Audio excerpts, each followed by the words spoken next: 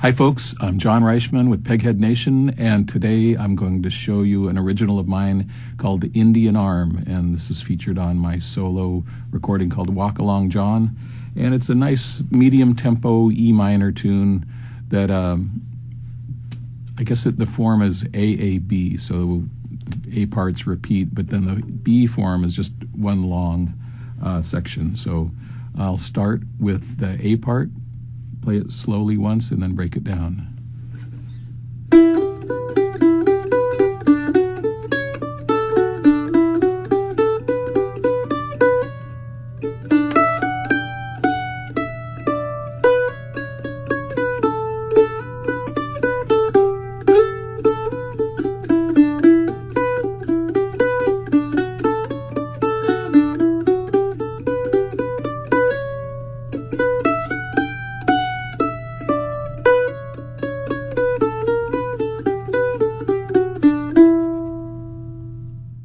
So the first phrase is just based on an E minor arpeggio.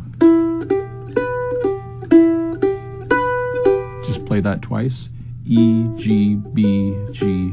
And then the chord changes to a D, and we more or less outline a D arpeggio with a major 7. So you might want to start with just those two phrases together.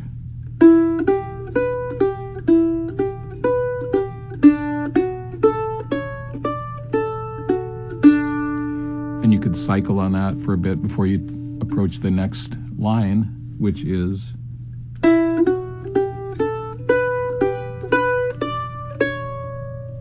so it's more of a scale passage starting on E.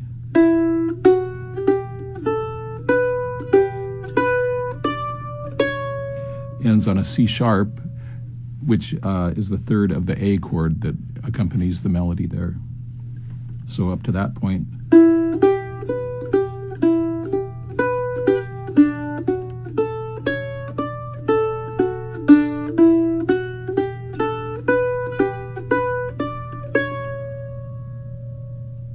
Next phrase is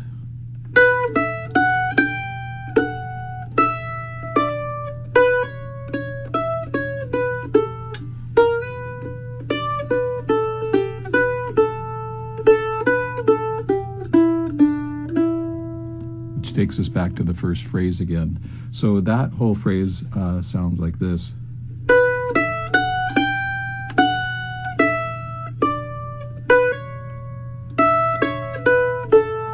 That's the first half. One more time.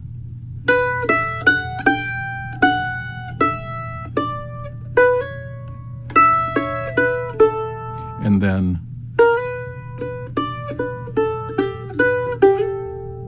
so it's nice to slide into that B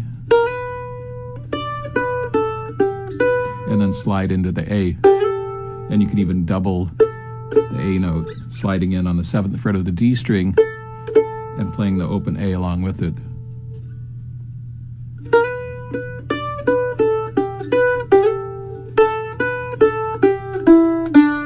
And we're back at the first phrase.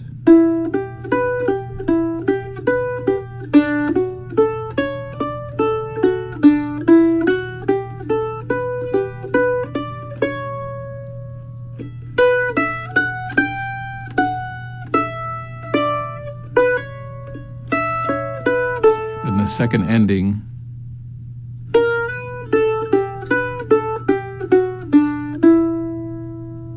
slide into the B again.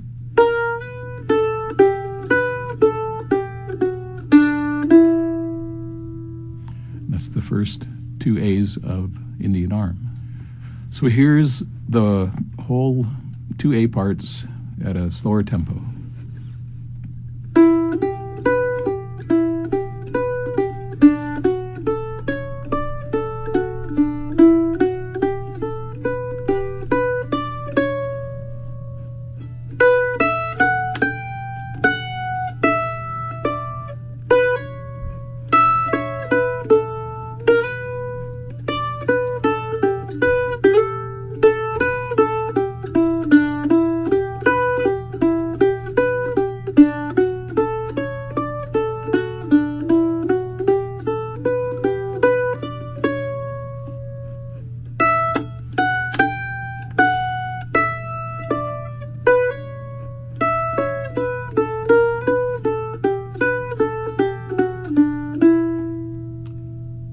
So it's good. The first phrases, it's pretty much just alternating picking, down, up, starting on the beat. But it's good when those are sustained notes, keep your right hand moving in that up and down motion, and that'll ensure you start your next phrase on the proper pick stroke. Now here's the B part of Indian Arm. I'll play it all the way through for you once so you can hear it, and then we'll break it down.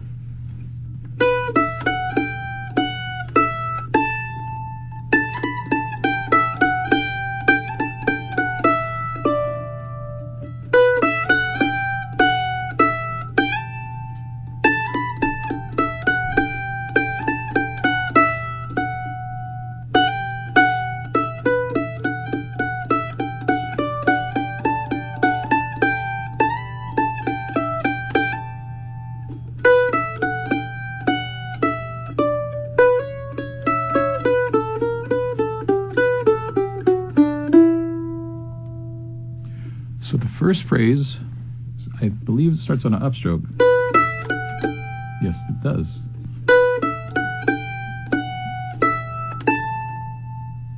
So it's just that little phrase.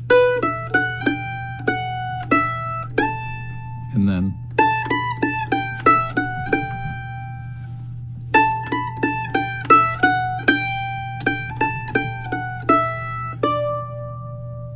that whole phrase together.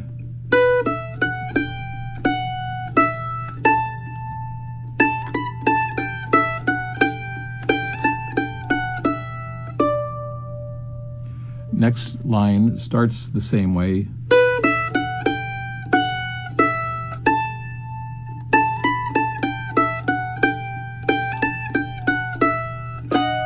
So it's almost exactly the same, except it ends on F sharp, and you can add a D sharp below to make a full B double stop.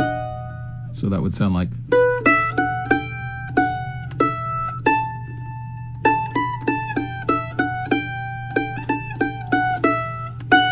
Or both notes. The third line of the B part has this kind of scalar scale pattern, I guess is what it is, and it sounds like this.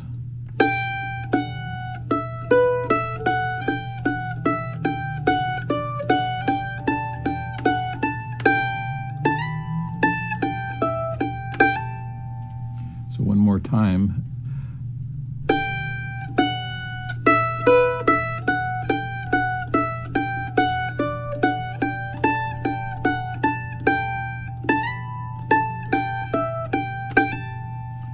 Now at that point, I shift positions up into the second position because I'm ensured of hitting that high note on the E string on the 7th fret a little cleaner, but you could finger it with your pinky.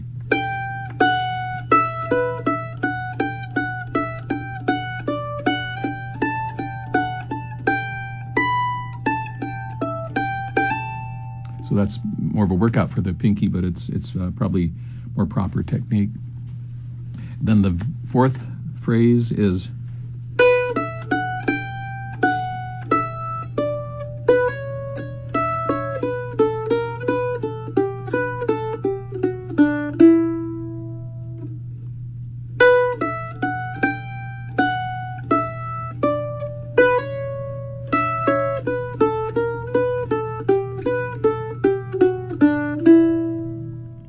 so the last phrase of the B part is the same as the last phrase of the A part. So here's the whole B part at a slow tempo.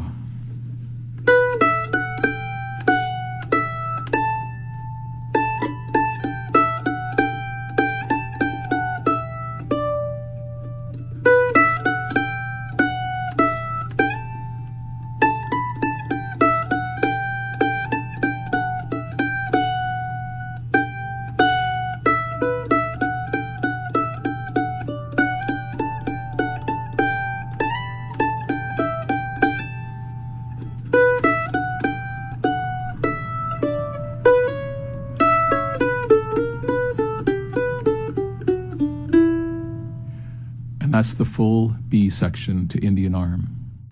So the rhythmic accompaniment I use when I perform this is more or less bluegrass chop, but I'm not playing this type of chop chord, I'm tending to voice the chord so you can really hear each note clearly. And I tend to play that for my E minor, which is a B, a G, and an E on top. And then keep the similar voicing for the D.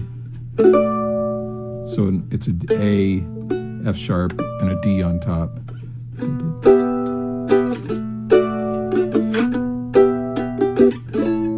And then it goes to an A chord. So I'll just play through the changes. E minor, D, E minor, A, G, A, G, D, E minor, D, E minor, A, G, A, G, A, E minor. And that's the changes to the A section. Now the B section gets a little more complicated. Same chords, but just in slightly different order. So it goes E minor to A,